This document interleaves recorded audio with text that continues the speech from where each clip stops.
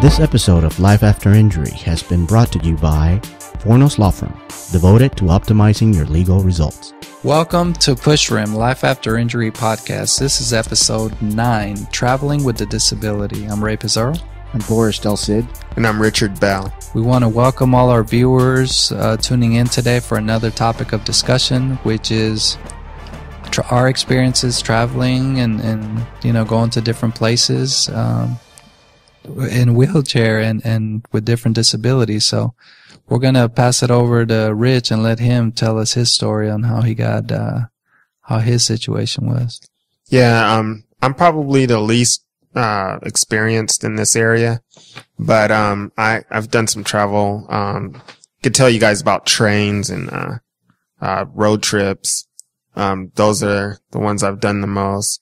As far as trains are concerned, when I first got there, I was like, how am I going to get on a train? But they have a ramp that they pull out from underneath, and it's very steep, a little scary, but the porters help you into the train. But once you get in, you're pretty much stuck there on that level, because to get to the food car, you have to go upstairs, or to get anywhere else on the train, you usually have to go upstairs. And so you're on the bottom floor, and you can see trees go by and whatnot. It wasn't that bad. It was cool. I mean, it was like a one-time deal for me. But also I've taken some road trips, and the thing with that is to plan ahead, to make sure that you plan for the unexpected, because that's going to happen. So make sure that you have enough medication. Double check, get a list, make sure you don't forget any, because I've done that. Fortunately, it wasn't a one that I needed to take every day necessarily, but it was still an inconvenience. And as far as hotels, from my experience, definitely call and ask for an accessible room. The beds might not be as comfortable as home, but for me to make it more comfortable, I put a pillow under my knees so that I wouldn't spasm all night, and disturb myself while I was trying to rest. And that's about it for me. I'm going to pass it on to Mr. World Traveler here, Boris Del Cid. Thank you very much. I have been fortunate enough to travel after my injury. I've done, my share of cruising. Sometimes to get to the cruise ship, you have to take an airplane. So there are various ways of traveling while disabled, having a disability. And there's all kinds of needs that need to be met. So make sure that whatever you do, you convey your needs to the individuals that are helping you book your trip, or when you're talking to the accommodations, the hotels, the cruise ship, even the airlines. Absolutely. Let them know what your needs are. For me, being a para, and not being able to get out of my chair, I make sure I tell them that. Basically what you want to do is you want to plan. You plan everything. Where you're going to go, what time of the year you're going to go. You know what kind of tolerance to heat or cold you have. Please don't go to the Sahara Desert, in the middle of the season, because you're going to stay in the hotel. So make sure that you plan at the time of the year that is more suitable for your needs. Oh, and as far as heat is concerned, we did go to Vegas this summer, and it was very hot. But what I did was have my wife pack a spray bottle, because quadriplegics don't sweat normally. And so we just used a spray bottle to simulate sweat, and that worked out. See, right there, that's planning. So think about everything that is going to be needed in your trip. Where you're going. Is it going to be in a rainy place? Well, obviously we don't do too well in the rain. No. So if you're going to be in a rainy place, make sure that your tires are the nubby kind. Somebody that if you need help pushing, somebody will help you. Pack, a poncho or whatever. Also, when you're going into these places, and you're going to stay on a place, on a hotel or for travelers in a cruise ship, you want to request an ADA accessible room. What that means to every individual out there is different. So you have to state what you need. My needs, the most important one for me is that I have a roll-in shower. I don't do well transferring into one of those little chairs that they have, on small bathrooms and showers. So I bring my own roll-in shower. I mean, my own roll-in, not shower, but chair. Commode, correct. So that way I can roll into the shower and then I can shower by myself. Make sure that you ask them that is what you're getting, because sometimes they tell, yeah, we have it. I traveled once to Panama. They said, and I stayed with the individual on the phone, front desk actually of the hotel. And she said, I'm sending somebody to check it. And they go, she says, okay, it's going to take a few minutes. I said, no problem. Took 10 minutes or so. She comes back and she says, yes, the individual saw it and it is, roll-in shower. Well, lo and behold, I get there after 6.5 hours of flight. It's 10 o'clock at night out there. We go to the room. I can't even get my chair through the door to get to the, bathroom, let alone the actual shower, which was not a shower. It had a big old step.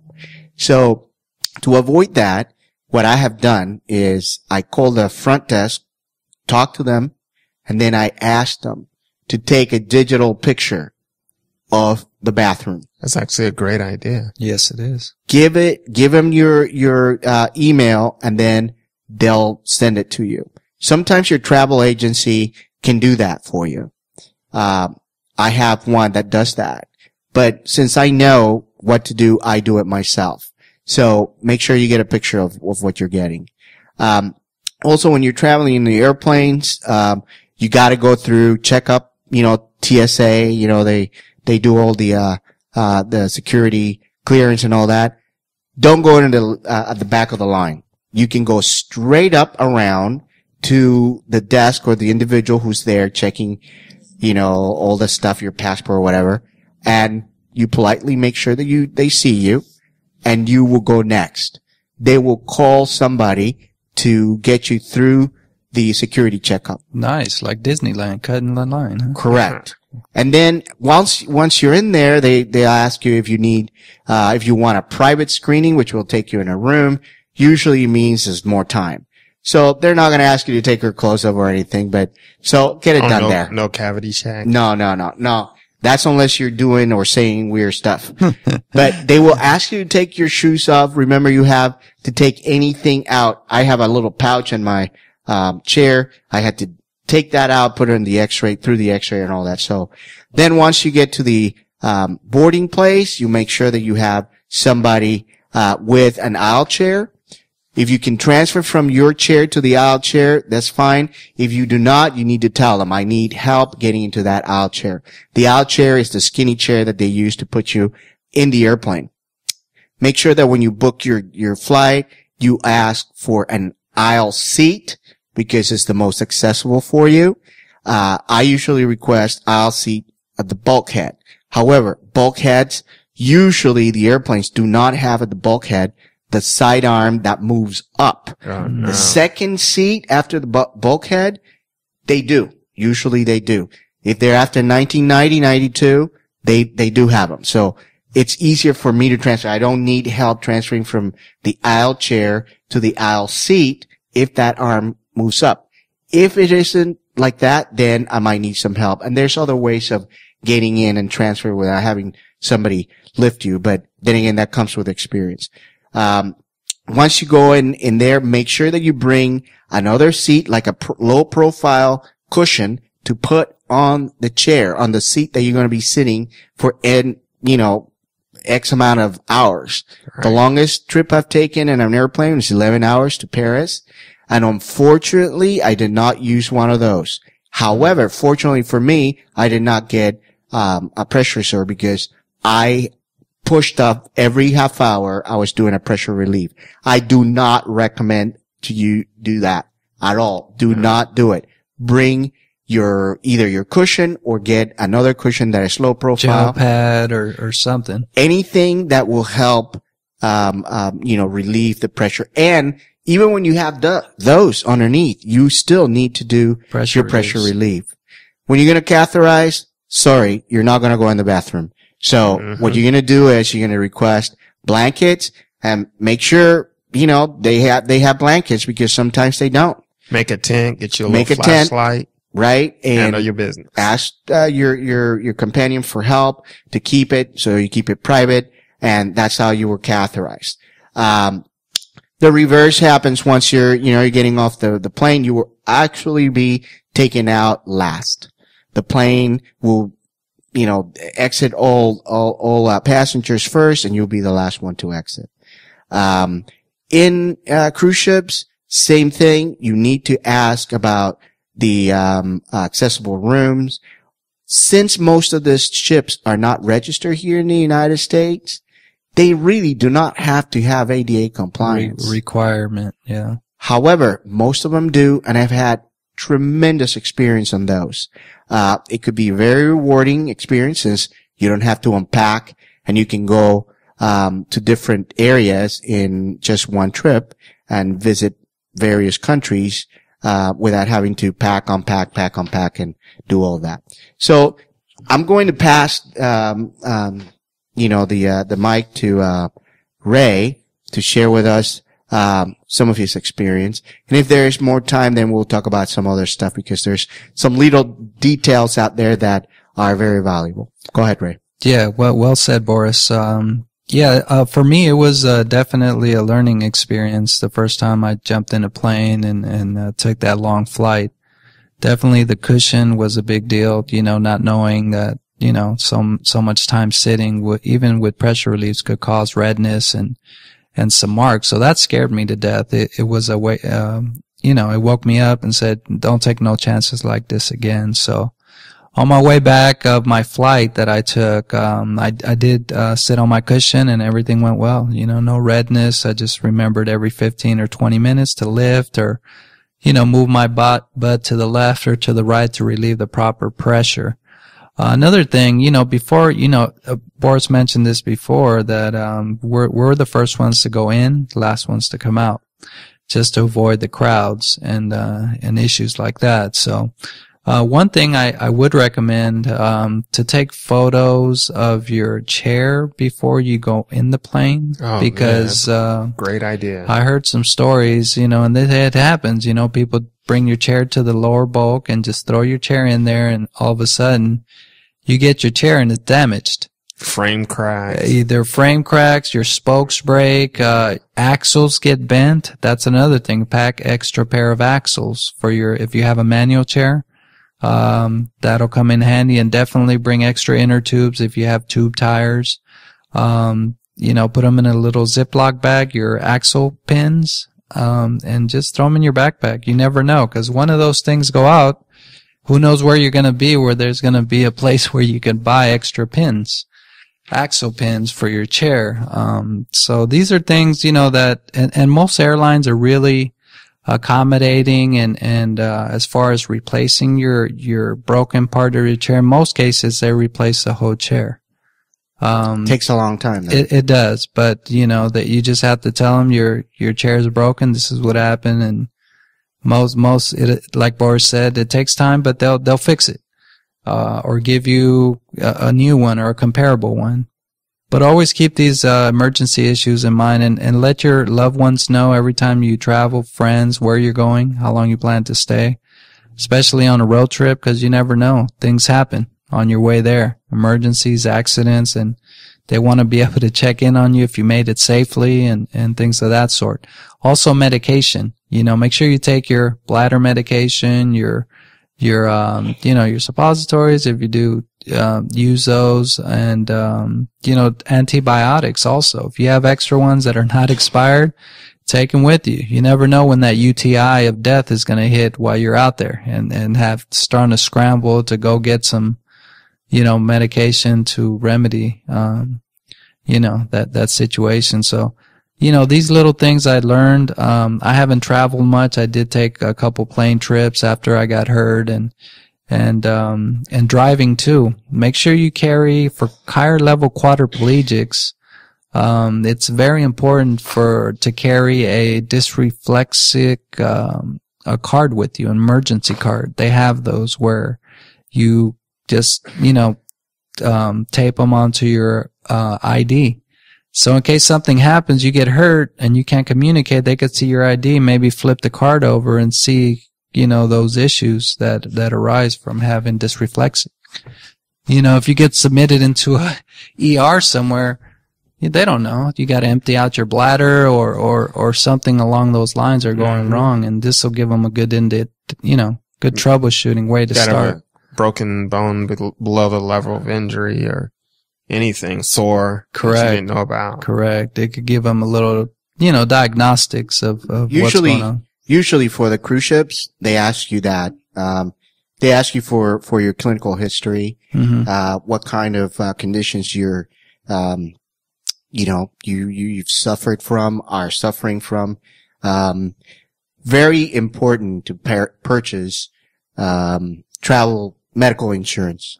Oh yeah, that's right. It may be a little expensive, but let me tell you, if you're in a foreign country, yeah, you can get a helicopter come and get you, and usually about $400. Excuse me, $400. Anything and everything will be covered. Even lost baggage and stuff. No. I'm talking medical insurance. Stuff. Yeah. Okay. So, but the crew lines, they have a hospital, full hospital. Yeah. Very nice. Yeah. The surgeon, the ship surgeon is fully equipped and ready to do surgery in there. Now, if something that it requires, specialization or something like that, they will send a helicopter, but then again, that's if you have that insurance to cover it.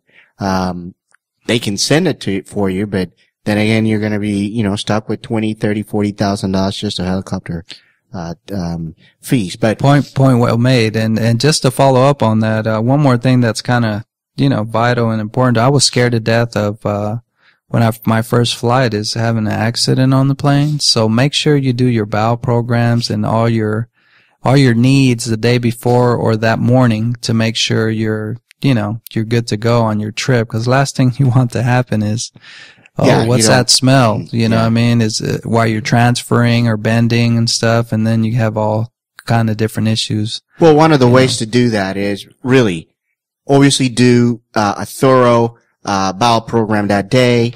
The day before, don't pig out. The day before, be light. Stay away from greasy foods. You know what affects you. You know what does can cause problems. So eat light. Make sure you hydrate. Dehydration in the airplane is almost inevitable. Well, some people say, well, gosh, I can't drink too much because then I'm going to have to catheterize. Well, it's a catch-22. Do you want to be dehydrated? And suffer a UTI because of it? Because of that? Or do you want to, just make sure that you need to catheterize? Well, just pitch your tent and do it. Right. Now, you mentioned about getting all your parts. This is really important because a lot of us perhaps do not know. ADA regulation here in the United States, assures us that you can have as many medical necessity bags transporting your equipment as you need, as long as they do not weigh more than 50 pounds each. So I did not know that. Me neither. Yes. Like for my, travel commode, my, rolling chair commode, I put the legs of it in there. I use a, transferring board. So I put that transferring board in there. Any and all equipment that you may need, you can designate this as a medical bag.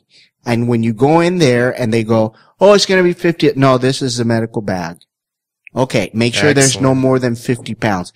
If you need another one, that's fine. You can have 3 bags. As long as they're not 50 pounds over, you can have, and they cannot charge you. If there is any dispute that you may have, in any of the airports here in the United States, the airlines are required to have a dispute resolution officer that you can call and say, to the individual who's helping you, at this moment, I would like to talk to that officer. If they don't have it, then the airport usually has a ADA compliance officer that you can call. Oh, right. So that's in the U.S. in the U.S. In the US. You have a lot of rights that you do not know about. But if anything sounds funny to you, please make note of this. Contact that individual in the airport. And you tell them, I know that there is one, by law they have to have it. You have to have a resolution officer here right now. If you don't have it, we will have to make sure that something gets done later on. And it's usually not for the benefit of the airlines. Hey, have you ever shipped supplies to your destination? In the U.S., yes. I've never done it international. Usually UPS, whatever it is, the least expensive amount, you can send them out there. Make sure that you tell the individuals at the hotel that you're sending that, and these are medical supplies. Make sure you follow through. If you're following the trajectory of your, medical supplies. Tracking. Hey, listen, Miss Jones, my package arrived at noon today. It's got my name on it. Could you find out where it is? Do you have it?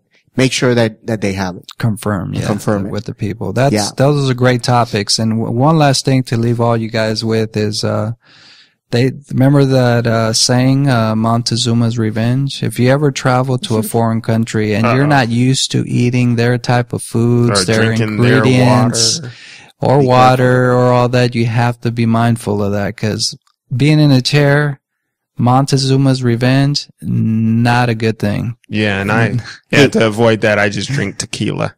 Yeah. One more thing, don't pack all your supplies in that medical bag and send them. Scatter them. Because they get lost. Yes. And if they get lost or they get sent to Timbuktu, how are you going to catheterize? So what I do is I usually pack 3/4 of the supplies of catheters in a backpack. And that backpack comes with me. Okay. Any and all of my medications in that backpack. Do not send them in a bag. Good point. So, that's all we have for today. And, we're going to let you guys, know where to find us online and other avenues. Rich, you want to let people know? Yeah. And if you have any questions about the show, please leave it in the comments below. If you have questions that are enough for us to have another show, we could do that. There is. You can reach us at, Club Pushrim on our YouTube channel, and please subscribe. And Boris. Yes. There's definitely 2 or 3 shows if you want to make really detailed. We could do that. Anyways, make sure that you follow us on www.pushrim.com. Our social network, online. So, and also we're on iTunes. Connect with us on iTunes, take us on the go and listen to our program. Podbean too. And our Podbean directories. That's right, Boris. That different ways you can find us. Just Google us, Pushrim, and you could tap into one of our, networks where we hang. And, if you guys want to send me a message, you could, follow me on Twitter, at iPushrim. And you could give us, show topics or just comments on how we could better the show. So in that, we leave you, and we want to thank everyone once again for joining us, and see you next time. Peace out. Peace out. Good evening. Travel safe. Yes.